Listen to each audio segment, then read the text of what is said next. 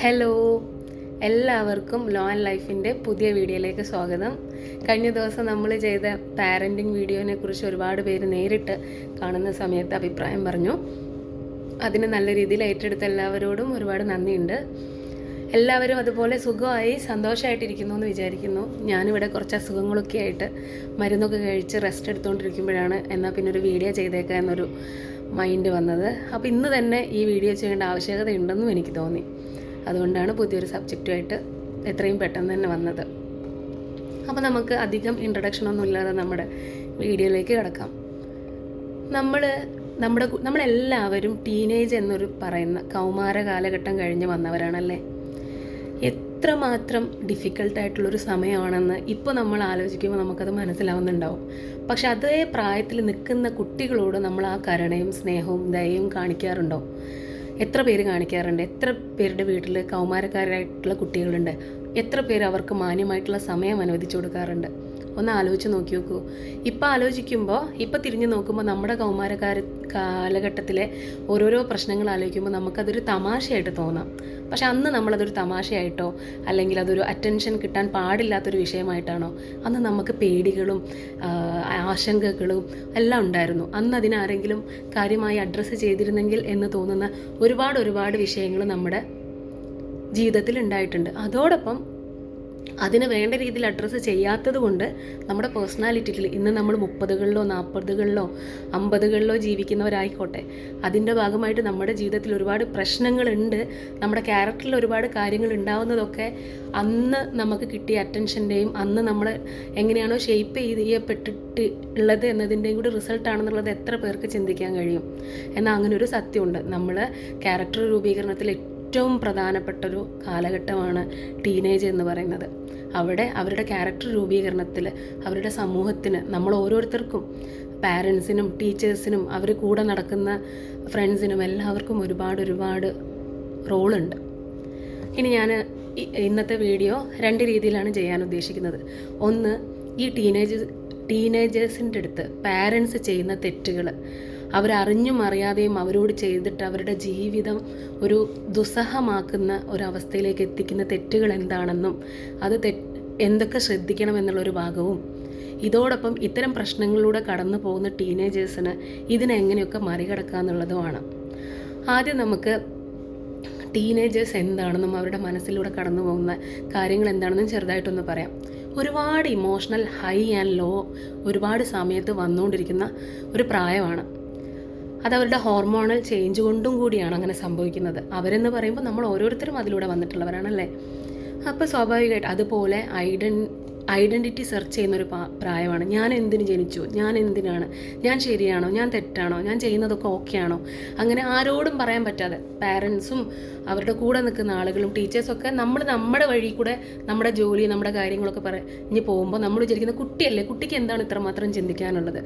അവർക്ക് ഒരുപാട് കാര്യങ്ങൾ ചിന്തിക്കാനുണ്ട്. അവർ ചിന്തിക്കുന്ന കാര്യങ്ങൾ നമ്മൾ അറ്റൻഷൻ കൊടുക്കണം എന്നുള്ളത് വളരെ പ്രധാനപ്പെട്ടതാണ്.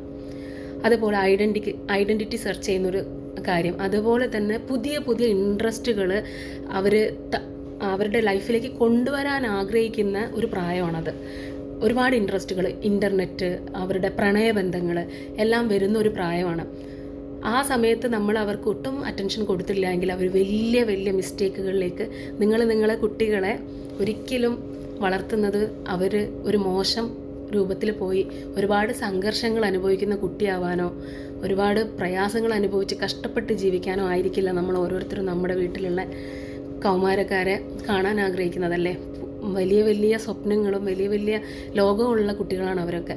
അവരെ നമ്മൾ അത്തരത്തിൽ എത്തിക്കുന്നത് എന്ത് മോശമാണെന്നറിയില്ലേ. നമ്മളെല്ലാവരും ചിന്തിച്ച് നോക്കിയൊക്കെ നമ്മൾ അങ്ങനെ അവരോട് ചെയ്യാൻ പാടുണ്ടോ? ഒരേ സമയം വീട്ടിൽ നിന്ന് ഒരുപാട് അറിവുകളും ഒരുപാട് ഇൻഫർമേഷൻസുകളും കിട്ടുന്നു. ആ കുട്ടി സമൂഹത്തിലേക്ക് ഇറങ്ങുന്നു. അവിടുന്ന് ഇതേ വിഷയത്തിനെ കുറിച്ച് വ്യത്യസ്തമായിട്ടുള്ള കാര്യങ്ങൾ കേൾക്കുന്നു, വ്യത്യസ്തമായിട്ടുള്ള അറിവുകൾ കിട്ടുന്നു, അനുഭവങ്ങൾ കിട്ടുന്നു. രണ്ടും തമ്മിൽ ആ കുട്ടിക്ക് കോൺഫ്ലിക്റ്റ് ഉണ്ടാവുന്നു, ക്ലാഷ് ഉണ്ടാവുന്നു. ഇത് തുറന്നു പറയാനോ ഇതിനെ ശരിയായ രീതിക്ക് ഒരു വഴികാട്ടി വിടാനോ ആരുമില്ലാത്തൊരു അവസ്ഥയെ കുറിച്ചൊന്ന് നിങ്ങൾ ചിന്തിച്ച് നോക്കൂ. അതുപോലെ തന്നെ ഇമോഷണൽ ഓവർ തിങ്കിങ് ആ സമയത്ത് വരും. അത് അവരുടെ ഹെൽത്തിനെ പോലും ബാധിക്കാൻ ചാൻസ് ഉള്ള കാര്യമാണ്. അതുപോലെ ഈ ടീനേജേഴ്സ് എന്ന് പറയുന്നത് ആകാശം പോലെ സ്വപ്നമുള്ളവരും ആഴമേറിയ ഭാവനകളുള്ളവരും അതുപോലെ തന്നെ ഇതിനെ രണ്ടിനെ വിഴുങ്ങാൻ പാകത്തിന് ആശങ്കകളും കോൺഫ്ലിക്റ്റുകളും അനുഭവിക്കുന്നവരാണ്. നമ്മൾ മുതിർന്നവർ, പാരൻസും ടീച്ചേഴ്സും ആ കുട്ടികൾക്ക് കൈത്താങ്ങാവാൻ പറ്റുന്ന എല്ലാവരും, സമൂഹത്തിൽ ഓരോരുത്തരും, അവരിടപഴകുന്ന ഓരോരുത്തരും ഒരുപാട് കരുതലോടെ, ഒരുപാട് വിവേകത്തോടെ, ഒരുപാട് സ്നേഹത്തോടെ, കുറച്ചൊരു കാരുണ്യത്തോടെ അവരെ അഭിമുഖീകരിക്കുകയാണെങ്കിൽ അവർ ഒരുപാട് വലിയ മനുഷ്യന്മാരായിട്ട് ഒത്തിരി സമാധാനവും സന്തോഷവും ഒരു കലുഷിതമല്ലാത്തൊരു അന്തരീക്ഷത്തിൽ വളരാനുള്ളൊരു സാഹചര്യം നമുക്ക് അവർക്ക് ഒരുക്കി കൊടുക്കാൻ പറ്റും. ഇത് നമ്മുടെ എല്ലാവരുടെയും ഒരേപോലെയുള്ള ഡ്യൂട്ടിയാണ്, ഉത്തരവാദിത്തമാണ്. നമ്മളത് ചെയ്തേ പറ്റൂ. ഈ ടീനേജേഴ്സ് അവരുടെ വീടുകളിൽ നിന്ന്, ചില വീടുകളിൽ നിന്ന് പാരൻസ് അറിഞ്ഞോ അറിയാതെയോ, അവർക്ക് ചിലപ്പം അറിയുന്നുണ്ടാവും ഇങ്ങനെയൊക്കെ നല്ല എഡ്യൂക്കേറ്റഡ് ആയിട്ടുള്ള, നന്നായിട്ട് കുട്ടികളുടെ ബിഹേവിയറിലൊക്കെ നല്ല ബോധമുള്ള പാരൻസ് ആണെങ്കിൽ കൂടി, അല്ലെങ്കിൽ അങ്ങനെ ഒന്നും അല്ലാതെ ഞങ്ങൾ അവർക്കെല്ലാം പ്രൊവൈഡ് ചെയ്യുന്നുണ്ട്, ഞങ്ങൾ അവരെ സ്നേഹിക്കുന്നുണ്ട്, അവർക്ക് വേണ്ട എല്ലാ കാര്യങ്ങളും ചെയ്തു കൊടുക്കുന്നുണ്ട് എന്ന് പറഞ്ഞ് എല്ലാം ചെയ്യുന്നത് അവരുടെ നന്മയാണെന്ന് വിചാരിച്ച് അറിഞ്ഞും അറിയാതെയും കുട്ടീനോട് ചെയ്യുന്ന ഒരു കാര്യമാണ് ഇമോഷണൽ അബ്യൂസ് എന്ന് പറയുന്നത്. ഒരുപക്ഷെ ഒരുപാട് സിബ്ലിങ്സ് ഉള്ള കുട്ടികൾക്ക് പാരൻസിൽ നിന്ന് മാത്രമല്ല അവരുടെ സിബ്ലിങ്സിൽ നിന്നും അങ്ങനെ കിട്ടാൻ ചാൻസ് ഉണ്ട്. അതുപോലെ തന്നെ ഒരു ഒറ്റ കുട്ടിയൊക്കെ ആയിട്ട് ഉള്ള കുട്ടികളാണെന്നുണ്ടെങ്കിൽ അവരുടെ അച്ഛൻ്റെ അമ്മേൻ്റെ അടുത്തു നിന്ന് പോലും, അല്ലെങ്കിൽ സഹോദരന്മാരുടെ അടുത്തു നിന്നും സഹോദരികളുടെ അടുത്തു നിന്നൊക്കെ ഇങ്ങനെ സംഭവിക്കാം. അല്ലെങ്കിൽ നമ്മുടെ വീട്ടിലുള്ള ആൻറ്റിമാർ, അങ്കിളുമാർ, എല്ലാവരുടെ അടുത്തു നിന്നും ഇത് സംഭവിക്കാവുന്നതാണ് ഇമോഷണൽ അബ്യൂസ് എന്ന് പറയുന്നത്. ഒരു കാരണവുമില്ലാതെ നിങ്ങൾ കാണിക്കുന്ന ഇമോഷണൽ അബ്യൂസസിൽ വരുന്നത് എന്തൊക്കെയാണെന്നറിയോ? അവരെ വെറുതെ ക്രിട്ടിസൈസ് ചെയ്യുക എന്നുള്ളത്. എന്ത് പറഞ്ഞാലും ഏത് പറഞ്ഞാലും നമ്മുടെ വർക്ക് പ്രഷറും നമ്മുടെ ജീവിതത്തിലുള്ള പ്രശ്നങ്ങളെല്ലാത്തിൻ്റെയും ഒരു റിയാക്ഷനായിട്ട് നമ്മൾ കാണുന്നത് ചില സമയത്ത് ഈ പിള്ളേരോടുള്ള ഈ ഓവർ റിയാക്ഷനും ക്രിറ്റിസിസവും ആയിരിക്കും. അവരെന്ത് കാര്യം ചെയ്തു കഴിഞ്ഞാൽ നമ്മൾ അവരെ വെറുതെ അനാവശ്യമായി ക്രിട്ടിസൈസ് ചെയ്യുന്നൊരവസ്ഥ. അതുപോലെ തന്നെ അവർക്ക് സ്നേഹം വേണ്ട, അവർക്ക് അറ്റൻഷൻ വേണ്ട സമയത്ത് അവരെ നെഗ്ലക്റ്റ് ചെയ്യുക. നമ്മൾ ആ സമയത്ത് നമ്മുടെ പ്രശ്നങ്ങൾക്ക് പുറകെ ആയിരിക്കും. അവിടെ ഒരു കുട്ടി നമുക്ക് വേണ്ടി നിൽക്കുന്നുണ്ടാവും, നമ്മുടെ ഒരു നോട്ടത്തിന് വേണ്ടിയിട്ടോ നമ്മുടെ ഒരു ഹഗ്ഗിന് വേണ്ടിയിട്ടോ ഒക്കെ കൊതിച്ച് നിൽക്കുന്ന ഒരു കുട്ടി ഉണ്ടാവും. ആ കുട്ടി ആ സമയത്ത് ഒരു പക്ഷേ ഒരു പ്രണയബന്ധത്തിലേക്കോ ഒരു അനാവശ്യമായിട്ടുള്ളൊരു ഫ്രണ്ട്ഷിപ്പിലേക്കൊക്കെ പോയിട്ട് അതിൻ്റെ വരും വരായികകളെക്കുറിച്ച് ആലോചിച്ച് ടെൻഷൻ അടിച്ച് നിൽക്കുകയോ, അല്ലെങ്കിൽ വേറെ വല്ലയിടത്തുനിന്ന് ഒരു ഫിസിക്കൽ അബ്യൂസ് നേരിട്ട് അതിനെ എങ്ങനെ അഭിമുഖീകരിക്കണം എന്നറിയാതെ നിൽക്കുമ്പോൾ ഇവിടെ നിന്ന് ക്രിറ്റിസിസവും നെഗ്ലക്റ്റൊക്കെയാണ് കിട്ടുന്നത്. അതുപോലെ വീടുകളിൽ പാരൻസ് തമ്മിലുള്ള ഒരു സംഘർഷാവസ്ഥയുണ്ട്. അതായത് ചില വീടുകളിൽ അച്ഛനും അമ്മയും തമ്മിൽ എപ്പോഴും തല്ലുപിടിക്കുന്ന, എപ്പോഴും അടി കൂടുന്ന, അവരുടെ മുന്നിൽ വെച്ച് തെറി വാക്കുകളും അങ്ങോട്ടും ഇങ്ങോട്ടും വില കുറഞ്ഞ വാക്കുകൾ സംസാരിച്ച് ഈ കുട്ടികൾ ഇത്തരം പ്രശ്നത്തിൽ നിൽക്കുന്ന സമയത്ത് ഇങ്ങനെയുള്ളൊരു അന്തരീക്ഷമുള്ള വീടാണെന്നുണ്ടെങ്കിൽ ആ കുട്ടീനെ ഇതിലേറെ ബാധിക്കാൻ വേറൊന്നും തന്നെ ഉണ്ടാവില്ല. അത്രയേറെ ബാധിക്കപ്പെടുന്ന ഒന്നാണത്. അതുപോലെ തന്നെ ക്രിറ്റിസിസം, അവരെ വെറുതെ ബ്ലെയിം ചെയ്യുക എന്നുള്ളത്, നെഗ്ലക്റ്റ് ചെയ്യുക എന്നുള്ളത്, അതുപോലെ ഗ്യാസ് ലൈറ്റ് ചെയ്യുക, അവർ ചെയ്യാത്ത കുറ്റങ്ങൾക്ക് അവരെ വെറുതെ പറഞ്ഞുകൊണ്ടിരിക്കുക, അവരുടെ വില കുറച്ച് കാണിക്കുക. അതുപോലെ അവരുടെ മൈൻഡിനെക്കുറിച്ച്, അവരുടെ ശരീരത്തിനെക്കുറിച്ച്, അവരുടെ തടീനെക്കുറിച്ച്, അതുപോലെ അവരുടെ പഠിക്കാനുള്ളതിനെക്കുറിച്ച്, കഴിവിനെക്കുറിച്ചൊക്കെ നിങ്ങളിങ്ങനെ നീ അതാണ്, നീ ഇതാണ്, അങ്ങനത്തെ ഉള്ള മോശം വാക്കുകളൊക്കെ പറയുന്ന സമയത്ത് സീരിയസ് ആയിട്ടുള്ള ഒരു മെൻ്റൽ, ഫിസിക്കൽ കോൺസിക്വൻസസ് ആ കുട്ടികളിലേക്ക് ഉണ്ടാക്കുന്നുണ്ട്. ഇത്തരം ഇമോഷണൽ, വെർബൽ ഒക്കെ ഒരു അബ്യൂസസ് അനുഭവിക്കുന്ന കുട്ടികളിൽ ലോങ് ടേം ആയിട്ട് സെൽഫ് എസ്റ്റീം, അവർക്ക് അവരോട് തന്നെ സ്നേഹമില്ലാത്ത, അവരൊന്നിനും കൊള്ളാത്തവരാണെന്നുള്ള വിശ്വാസമുള്ള കുട്ടികളായിട്ട് മാറാനും, self confidence, self respect, self love, ഇതൊക്കെ എത്ര ഇമ്പോർട്ടൻ്റ് ആണെന്നുള്ളത് അവർക്ക് പോലും അറിയാത്തൊരവസ്ഥയിലേക്കും അവർ സമൂഹത്തിൽ നിന്ന് മാറി മാറി നടക്കാനും, ഞാനൊന്നിനും കൊള്ളില്ല എന്ന് സ്വന്തം വീടുകളിൽ നിന്ന് തന്നെ ഫീഡ് ചെയ്യപ്പെടുന്ന ഒരു അവസ്ഥയിലേക്ക് അവരെത്തും.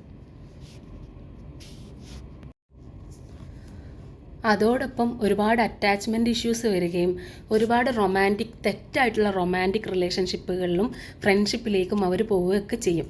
നിങ്ങളുടെ വീട്ടിലുള്ള കുട്ടി നിങ്ങളുടെ സംരക്ഷണത്തിൽ സേഫ് ആവാത്തത് കാരണം മറ്റുള്ള ആളുകളിൽ സ്നേഹത്തിനും ഇങ്ങനത്തെ കാര്യങ്ങൾ, ഇമോഷണൽ സപ്പോർട്ടിനൊക്കെ സപ്പോർട്ട് ചെയ്യുന്ന സമയത്ത് ഒരു ലൈഫ് ലോങ് ഒരു മിസ്റ്റേക്ക് ആ കുട്ടീൻ്റെ ജീവിതത്തിൽ ഉണ്ടാവാൻ എവിടെയൊക്കെയോ കാരണം നമ്മളാണ്, അല്ലേ? അതിൻ്റെ ആഫ്റ്റർ എഫക്റ്റ് കൂടി ആ കുട്ടി പിന്നീട് അനുഭവിക്കേണ്ടി വരികയാണ്. ഇതിൻ്റെ പിന്നിലുള്ള ശരിയായ കാരണങ്ങൾ തിരക്കി പോകുമ്പോൾ നമ്മുടെ വീടുകളിൽ നിന്ന് തന്നെയാണ് ആ കുട്ടിക്ക് ഒരു ഇമോഷണൽ, ഒരു സേഫ് സോൺ ഇല്ലാതെ അവർ അങ്ങനെ പോയിട്ടുള്ളത് എന്നുള്ളത് നമുക്ക് മനസ്സിലാക്കാൻ പറ്റും. നിരവധി ഉദാഹരണങ്ങൾ നമുക്ക് കാണാൻ പറ്റും നമ്മളെ ജീവിതത്തിൽ. പക്ഷെ നമ്മൾ ആ സമയത്തും അവരെ കുറ്റപ്പെടുത്തും. അവരത് അർഹിക്കുന്നുണ്ടോ, നമ്മൾ ഓരോരുത്തരും അതിന് കാരണക്കാരാണോ എന്നുള്ളത് നമ്മൾ ചിന്തിക്കില്ല. അതുപോലെ നമ്മൾ ഇങ്ങനെ കാണിക്കുന്ന സമയത്ത് self esteem, self respect, self love, അതുപോലെ ഭാവിയിലേക്ക് ആരെയും വിശ്വസിക്കാത്ത, എല്ലാവരെയും ഡൗട്ടോടു കൂടി നോക്കുന്ന ഒരു വിഭാഗം ആളുകളായിട്ട് അവർ മാറുന്നുണ്ട്. അതുപോലെ തന്നെ ആങ്സൈറ്റി, ഡിപ്രഷൻ, ഏകാന്തത, ആരും പറയാനില്ലാത്ത അവസ്ഥ, വെറുതെ കരഞ്ഞുകൊണ്ടിരിക്കുന്ന, വെറുതെ ദേഷ്യപ്പെട്ടുകൊണ്ടിരിക്കുന്ന, ഒരു ഇമോഷനെ ഒരു ഹെൽത്തി വേയിൽ ഹാൻഡിൽ ചെയ്യാൻ പറ്റാത്ത കുട്ടികളായിട്ട് 20 വയസ്സുകളിലും 30 വയസ്സുകളിലും 40 വയസ്സുകളിലൊക്കെ ഇവരാവാനും പിന്നീട് അവരുടെ ലൈഫിലേക്ക് വരുന്ന പാർട്ട്നേഴ്സിനെയും ഫ്രണ്ട്സിനെയും ഒക്കെ അത് മോശമായിട്ട് ബാധിക്കാനൊക്കെ കാരണമാവുന്നത് വളരെ ചെറുപ്പത്തിൽ നമ്മളെ വീടുകളിൽ നിന്ന് അവർക്ക് കൊടുക്കുന്ന ട്രീറ്റ്മെൻറ്റാണ്. ഇങ്ങനെ നമ്മൾ ആവേണ്ടതുണ്ടോ? നമ്മുടെ കുട്ടികളെ ഇത്തരം ഒരു അവസ്ഥയിലേക്ക് തള്ളി വിട്ടിട്ട് നമ്മുടെ ജീവിതം ഒരു പരിധി കഴിയുമ്പോൾ ജീവിച്ച് തീർക്കും. ഈ ഒരു സമൂഹത്തിൽ അവരെങ്ങനെ വേദനിച്ച് ജീവിക്കാൻ നമ്മളെല്ലാവരും കാരണമാവേണ്ടതുണ്ടോ എന്നൊന്ന് എല്ലാ പാരൻസും ഇത് കണ്ടുകൊണ്ടിരിക്കുന്ന ടീച്ചേഴ്സും ഒന്ന് ചിന്തിച്ച് നോക്കണം. പഠനങ്ങൾ പറയുന്നത് ഒരു ഇൻവിസിബിൾ മുറിവായിട്ട് ഈ ചെറുപ്പകാലത്ത് ടീനേജേഴ്സിനുണ്ടാവുന്ന ഈ വെർബൽ അബ്യൂസസുകൾ, സ്നേഹം കൊടുക്കാതെ നെഗ്ലക്റ്റ് ചെയ്യുന്നത്, ക്രിട്ടിസൈസ് ചെയ്യുന്നത്, ഗ്യാസ് ലൈറ്റ് ചെയ്യുന്നതൊക്കെ ഒരു മായാത്ത മുറിവായിട്ട് ഒരു ലോങ് ടേം ഇൻവെസ്റ്റ്മെൻ്റ് ആയിട്ട് അവിടെ കിടക്കുന്നുണ്ടെന്നാണ് പഠനങ്ങൾ കാണിക്കുന്നത്. ആയതുകൊണ്ട് ഇവർക്ക് ആളുകളോട് അകാരണമായ ദേഷ്യം ഉണ്ടാവാനും വെറുതെ സങ്കടം ഉണ്ടാവാനും അങ്ങനെ ഒരുപാട് മോശപ്പെട്ട ബന്ധങ്ങളിലേക്ക് പോവാനും ഫ്രണ്ട് സർക്കിളിലേക്ക് എത്തിപ്പെടാനും അവരൊരുപാട് സ്നേഹവും പാവമായിട്ടുള്ള ആളുകളായിരിക്കും. പക്ഷേ അവരെ വീട്ടിൽ സപ്പോർട്ടില്ല, വീട്ടിൽ ഇവരിങ്ങനെയൊക്കെയാണ് എന്നുള്ളത് കൊണ്ട് ഒരു കൂട്ടം ആളുകൾ സ്നേഹമെന്ന പേരിൽ പറ്റിക്കപ്പെടാനും അത് വിശ്വസിച്ച് ഒരുപാട് തെറ്റുകളിലേക്ക് പോകാനും ഒക്കെ കാരണമാവുന്നത് നമ്മുടെ വീടുകളിൽ നമ്മളെ കുട്ടികൾക്കൊരു സേഫ് സോൺ ഇല്ലാത്തതുകൊണ്ടാണ്. നമ്മുടെ കുട്ടികൾക്ക് നമ്മുടെ വീടായിരിക്കണം, എല്ലാം പറയാനുള്ള, എല്ലാം ചെയ്തു കൊടുക്കാനുള്ള, അവർക്ക് എന്തും തുറന്ന് പറയാനുള്ള ഒരു സ്പേസ് നമ്മൾ ആദ്യം നമ്മുടെ വീടുകളിൽ ഒരുക്കി കൊടുക്കണം. ടീനേജേഴ്സിന് പ്രത്യേകിച്ച് നമ്മൾ അത്രയും കെയർ എടുക്കണം അവരുടെ കാര്യത്തിൽ. അല്ലാതെ അവരെ നമ്മൾ സമൂഹത്തിലേക്ക് അവരുടെ കാര്യങ്ങൾ നിശ്ചയിക്കുന്നവരായിട്ട് ഒരു വിഭാഗം വേറെ ആളുകൾ ഒരു കുടുംബം പോലെ വരുന്ന ഒരവസ്ഥയിലേക്ക് പിന്നീട് അവരെ ഒരുപാട് പ്രശ്നങ്ങളിലേക്ക് ഇവർ വിടുകയും പിന്നീട് ആ കുട്ടി ഒറ്റയ്ക്ക് നിന്ന് പോരാടേണ്ട ഒരു അവസ്ഥയിലേക്ക് എത്തും. അതൊന്നും വീട്ടുകാരായിട്ടുള്ള ആളുകൾ നമ്മുടെ ഭാഗത്തുനിന്ന് ഉണ്ടാവരുത്. നമ്മളെല്ലാവരും പൊന്നുപോലെ നമ്മുടെ മക്കളെ കാത്തു സൂക്ഷിക്കുക. വേറെയും ഒരുപാട് കോൺസിക്വൻസസ് ഈ ഇമോഷണൽ അബ്യൂസസിലൂടെ കുട്ടികൾക്ക് ഉണ്ടാകുന്നുണ്ട്.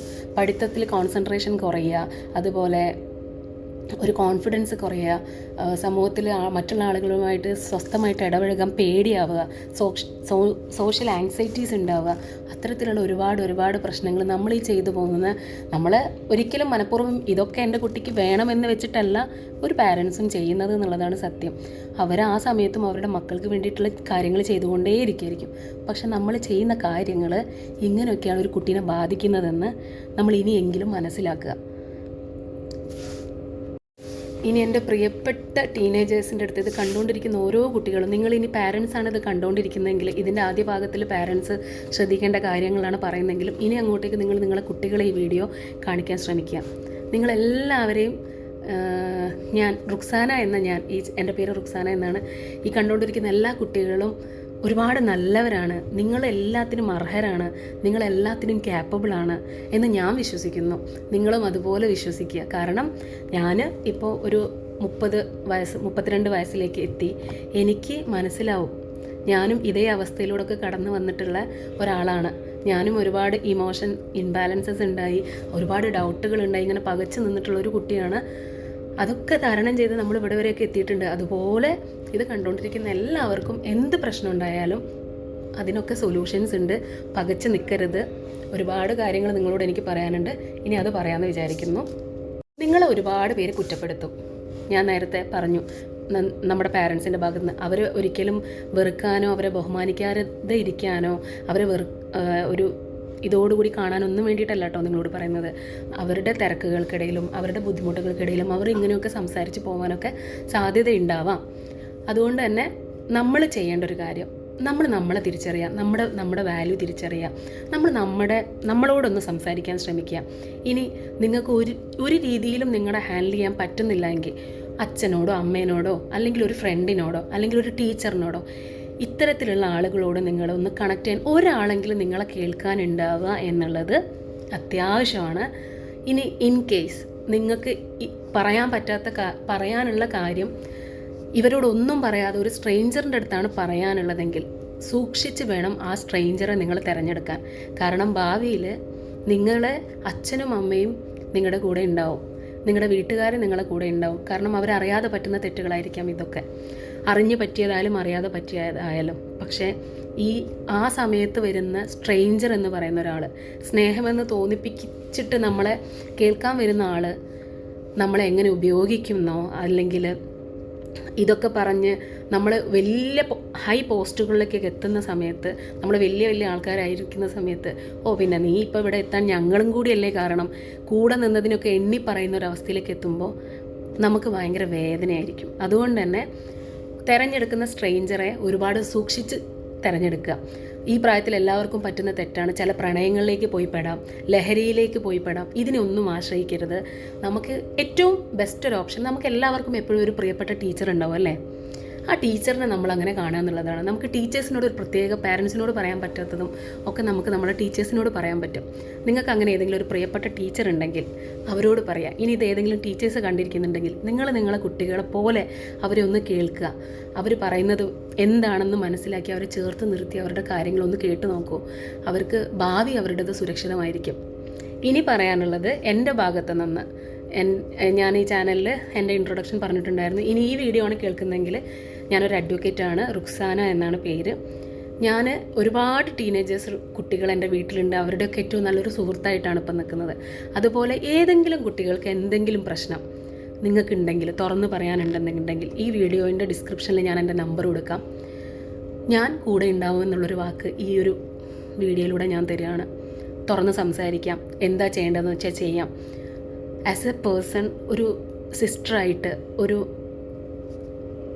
നല്ല സുഹൃത്തായിട്ട് കേൾക്കാനും എന്താ ചെയ്തു തരേണ്ടതെന്ന് എന്നെക്കൊണ്ടാവുന്ന പോലെ പറഞ്ഞു തരാനും ഞാൻ ശ്രമിക്കുന്നതായിരിക്കും.